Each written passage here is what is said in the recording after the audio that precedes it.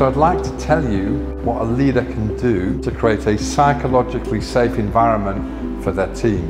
And what I have for you is a 4-step model. And the first stage is all around balance in your energy. And the second stage is about how a leader can relate to the people, but also the issues, and know where to separate the two.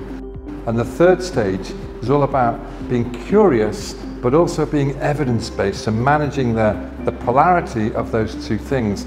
And the final fourth stage, to create a psychologically safe environment for your team, is all about having routine in the team, but also space for rhythm. So if I go through those each in turn, and we look first at how we create a balance in the energy in a team, a leader needs to integrate both introversion and extroversion. So with their introversion, they need to create a mindful atmosphere in the team where people can pause and reflect and be conscious and consider. But with the extroversion, they need to bring energy and motivation to make sure that energy of the team is jazzed. And the leader themselves needs to role model balancing that energy in the team. If you overdo one at the expense of the other, we can lose some psychological safety as we over-engage in one of those polarities.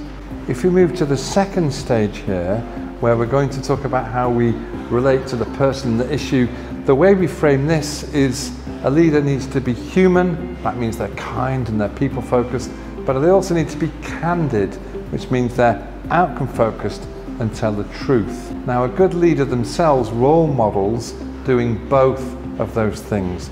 They know how to acknowledge the human being while not necessarily agreeing with all the issues being discussed, so they can be candid and direct about the issues. If they can integrate both, they'll be much more effective. Sometimes this is called leading with head being candid and heart being human.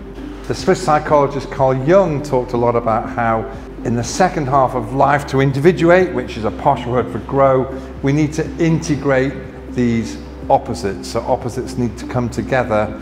Instead of flip-flopping, we do it in a smooth way.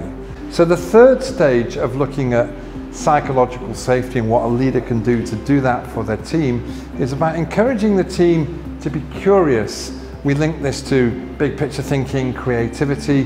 How can they role model that, but at the same time, too much of that creates more of a meandering, scattergun approach, which doesn't feel safe.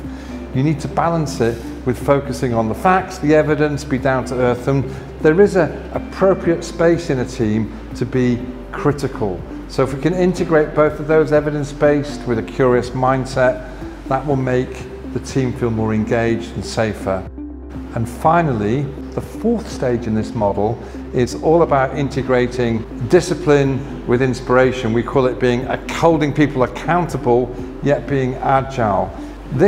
You can relate this, the discipline relates to having a routine and a structure in the team. People feel safe if they know where they fit in a structure, but also if it's too structured, some people will feel constrained. So you need to have a bit of flow. So we call that the rhythm.